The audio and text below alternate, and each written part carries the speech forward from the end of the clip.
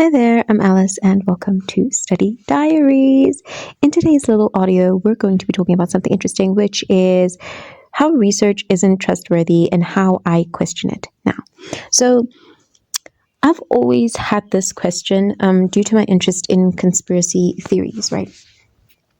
I used to be like a deep conspiracy theories person, and I used to like question like everything, like at first, right? But I never used to question like the school system and how it functions, right? Until like I started delving into, I saw a video which relayed this to me. And it's not only the video, but I remember being in high school, and I remember how things used to operate, right? I knew that everything required strategy. I always knew that I wasn't intelligent per se, but I knew that everything required strategy for each subject, right? For instance, strategy 1.0, right? The teacher gives you a method of which will result in you getting full marks. You'll see this, right? You'll see the student like who gets the correct answer, like in maths and physical sciences, right? You'll get the correct velocity number or correct what is there acceleration, correct whatever, right? In physical sciences. In chemistry, you'll get the chemistry is a little bit different. It's more so knowledge and then just putting it on a paper. Then mathematics as well, right? If you're finding x, right, you could find x multiple ways and still get like the perfect answer. However, the teacher is going to tell you that, hey, if you want to get the correct results, you need to follow my strategy, because that is how the government marks these things. Okay, it doesn't matter if you got the answer correctly. You need to follow this method. Everyone is supposed to get the answer like following this method. Then you have subjects such as history and English, right? In history class, I remember my teacher saying, hey, you need to learn this information, regurgitate it on the paper, right? This is how you write the essay. And then the other stuff, like you just copy and paste the knowledge that we gave you in class, right? You can take this essay, you're going to read it over and over until it gets into your mind. You're going to cram it, right? And put it there. And we're going to mark this as you being intelligent enough to get to the next grade. Now, if you know anything about like regurgitation of information and just the CPF method, you don't learn anything, right? You simply just regurgitate information and then you leave, right? Afterwards. You don't get anything, you don't learn anything from that. In English, I knew that if I wrote my stories a specific way that is tailored to the teacher marking my test, is going to result in me getting a distinction or a very good mark, right? An A. That's what it will result in. It has nothing to do with my intelligence. It has to do with me catering to that person. When I went to university, right, to study political sciences, they told me the same thing. Like I went to the tutors and they were like, hey, I don't care what you think. I don't care about your questions of what a state is, what the government is, or anything like that, right? Why our country has multiple states, yet our country is a state on its own, yet the rest of like for instance like Africa, it is not a state. Like it's multiple countries in one, while the US has multiple states and it's the United States of America. It's one country. I don't want questions about that, right? I want you to take the information I'm giving you and you're going to regurgitate it on paper. That is all I want from you. I don't want you to think. You're supposed to understand what I am telling you, right? Stop questioning it, understand it, and put it on paper. Now, the issue with that is if I can't understand like the knowledge that you are giving me, and I am just supposed to regurgitate it and paste it on paper, it becomes more difficult for me to conceptualize like these concepts and easily answer regular questions, right? As well, because I have to understand the content, and through questioning is how you actually like understand things, right? So I noticed this with the school system, and I started understanding why people were saying that, hey, school is a rig, right? And this was from like multiple people that I watched and trusted, right? And they were like, it's a little bit rigged. It seems rigged, right? People who are geniuses usually drop out of school and etc. And it's because they recognize the system. Even Robert Greene, in her second year of university, in his second year of university, dropped out because of how everything was structured. And he wrote the most phenomenal book, which is quite technical, right? The book in and of itself, you can't just apply it, right? Like off the bat. You have to like understand and conceptualize these things, and you have to understand who you're dealing with when applying the 48 laws of power, or the art of seduction, or learning mastery, right? You sharpen a skill, right, for a long period of time to be a master at it. He didn't follow the traditional system of school because it didn't fit, right? They don't teach you how to they don't teach you enough knowledge that is applicable in the outside world. That's why you'll see people who have multiple degrees and they still have to have all of these internships that allow them to have experience in the technical world, which is just so weird. So I realized this when I was in school. The one girl was like, "Hey, I wish we like got like extra knowledge on stuff," and etc. etc. And I remember winning trophies in different subjects, and I used to be like, I never learned anything. Yes, I got a trophy for the subject. Yes, true. But I didn't learn anything. I just did what they told me to do, and I was rewarded for it. Another thing that happened, and why I started like not trusting research, was during my gap year, right? I was still deciding what I wanted to study. I sat there and just out of nowhere, a YouTube video on Egyptology, right, appeared. And the guy, he mentioned something interesting. He was like, Egyptians were black. Now, my first thought process was, typical African American doesn't want to accept the fact that he's, he has Afrocentric roots and stuff like that. They always want to be associated with different Eurocentric like origins. So it didn't really bother me. I was just used to that.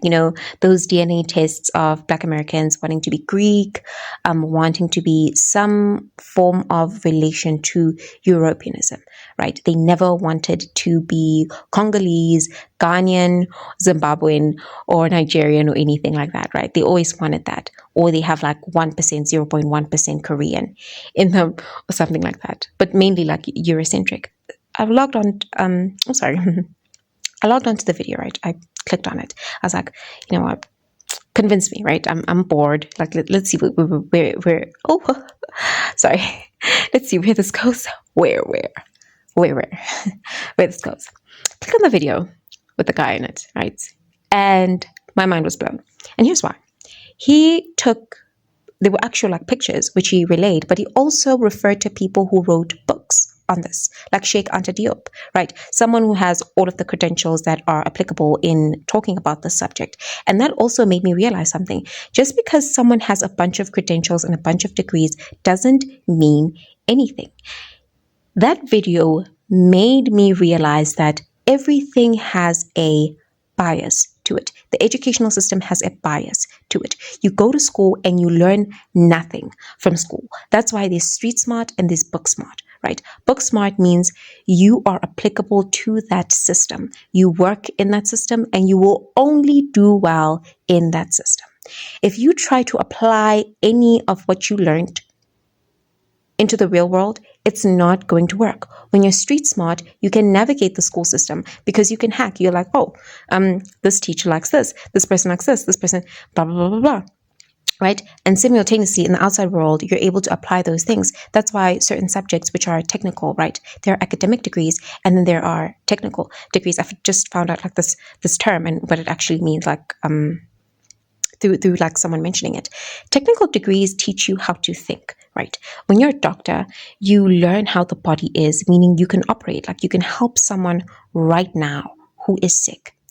If you have a degree in political science and international relations, right? Just any degree that involves like literature, you are only going to be able to talk about that. You're only going to be able to open that mouth. But if someone has a real issue right now at hand, you will not be able to help them. How countries deal with each other and etc., you will not be able to do that. But a student that is a doctor will be able to do certain things. Yes, they may have anxiety and all that jazz, but they're able to do all those things. So, in that video, back to that guy, right? He's like, Egyptians are black. And I was like, okay, interesting, right? I look at the book by Sheikh Anta Diop. He puts multiple images of them having Afrocentric features, right? I saw the nose, I saw the butt, some of them, most of them were slim, right? We know Egyptians, like their beauty standard was being slim, right? Nice and slim. And so people in the comment section were like, hey, Egyptians were not black, right? They were Arab and stuff like that. So I was like, okay, that's an interesting like argument, right? Because I also thought they were Arab, right? I thought Egyptian people were Arabs. No, they aren't, right? Right now, they are. But the original Egyptian people were not Arabs, right? Egypt kept getting invaded by multiple countries. It got invaded by the Middle East. Egypt is not a part of the Middle East. It was invaded by the Middle East. It was invaded by the Romans. It was invaded by the Greek. That's where Cleopatra came from. Cleopatra was not black. That is true. She was mixed. She had Egyptian blood in her. She had Arab blood in her. She had Greek blood in her. She was a mixture, right, of all of those things. Egypt kept getting invaded, right, due to its roots, right, in biblical terms, like in the Abrahamic religion of Christianity, whereby they were sinning, they were doing idealistic things, they were worshiping these gods and etc. etc. And so God was like, okay, then I'm just going to kind of let anything happen, right? So they keep getting conquered by different nations and etc. etc. And it was just so interesting because as a kid, I was raised thinking that those people were Arabs. And at some point, I thought they were their own race of people. When they couldn't explain the fact that they weren't Arab, they were like, no, Egyptians are just like Egyptians. Like, they're just like Egyptians. That's what they were. And stuff. So I was like, okay, what is an Egyptian? What did the actual Egyptian look like? What is their historical lens? And then the Bible also mentions how Egyptians came about, right? Nimrod was the one who was ruling over this, I think, at some point. Nimrod was black. He was a black man. And it just made me realize I grew up being lied to. Jesus Christ was black. It literally says that in the book of Revelations. You don't have to look far. His description of coming back is not the image we're fed by the Roman Catholic Church, which is a pale, feminine, white man. I thought Jesus was a Jew. He is a Jew. But Jews, how do Jews look like? Jews were black.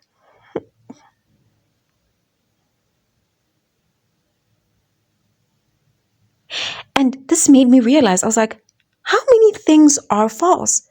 Like, because this is like information that is given to us and told to us as a fact.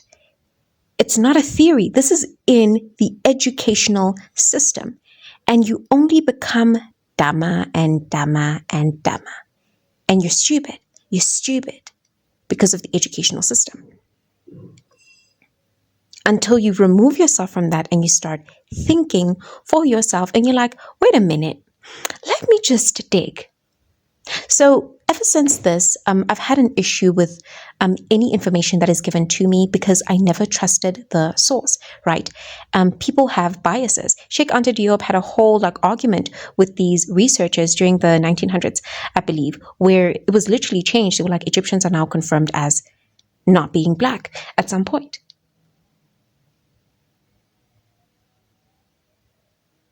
It was just an interesting thing.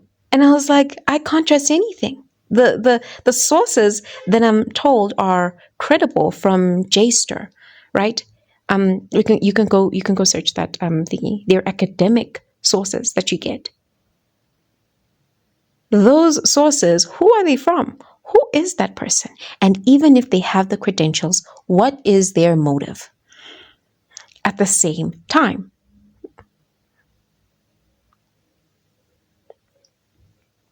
you can't trust anybody, even me right now, right? If I'm giving you this information, and let's say I have multiple qualifications, right, that I won't name, just by me having all of those credentials, right, it builds a sense of trust. And I understand that, right?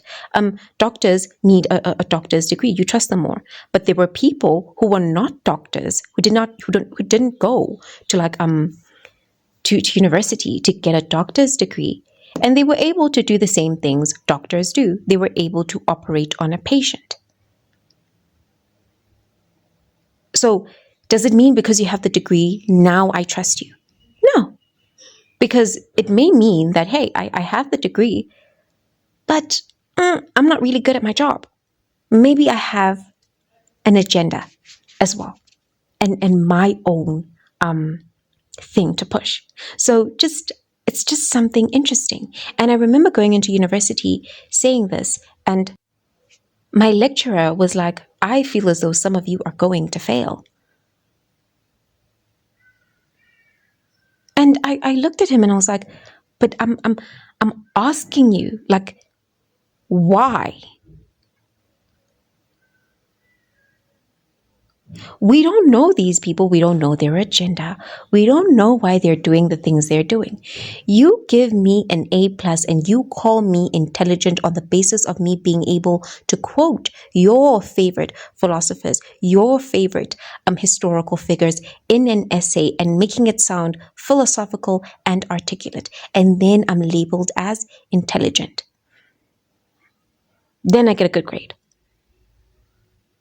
But who is that philosopher? Like the previous video. What was their life like? Because I used to admire, not admire, I didn't admire anyone, but I used to look at these people, right, and learn what they're saying, because I was like, oh, I relate to this, right? And the more I learned was the more I wanted to be nothing like those people, because their philosophies, right, were quite prejudiced. A lot of the people that you read about in your history books were probably like, they had some very, very offensive belief systems.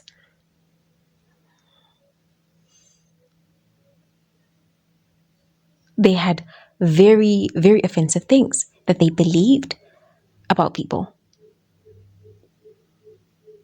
So yeah, this is just my little tea on research and how you should definitely question it. When someone gives you information, even on YouTube, and they're telling you that they got a source from this and how someone was like this, a celebrity was like this, just go and dig for yourself. Because when you do that, you will find personal information. And that Egyptology video really relayed to me the state of intellect I was in, and that I was never really smart. And I remember being in high school, and I was like, I'm not smart.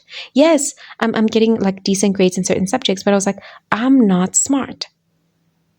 I'm not smart because I am regurgitating what you just told me.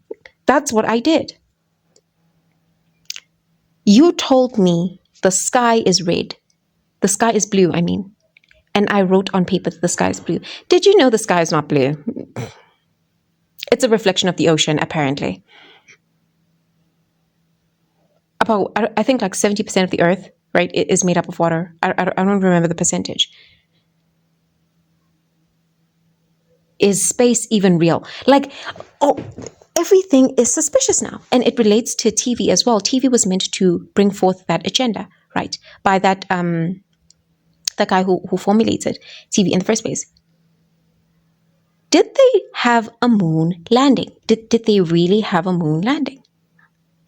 They have showed you, and remember also, the government does hide like technological things, right? They're way more advanced than the things that they relay to us now. It's similar to like how witchcraft is seen as a myth, right? When multiple people from African countries tell you that, hey, this stuff is real. If you ask anyone from most African countries, they're going to tell you how normal it is for witchy things to just happen. You go and you tell someone in the Western sphere, or someone who is atheist, or not even like atheist, just someone who's very Eurocentricized, right, in society, westernized, or anything like that. They're going to call you bogus. They're going to try to explain to you like dreams. Dreams are the occurrences of what happened through your day. You're just like projecting all those images in your brain. That is not what dreams are. Psychology says this is what dreams are. Dreams are not that. And I know it from personal experience. You have multiple people online that tell you that, hey, before this event occurred, I had a dream. Before I experienced something, I had an intuition about this person. I had a dream of this person attacking me. I had something like that before it occurred. And then it happened. What do you call that? People who bring out inventions out of nowhere, right? I got it in a dream. It came to my mind. Why does it come to certain people and why doesn't it come through other people? So yeah, this is just something to dwell on. Thank you so much for listening. Bye.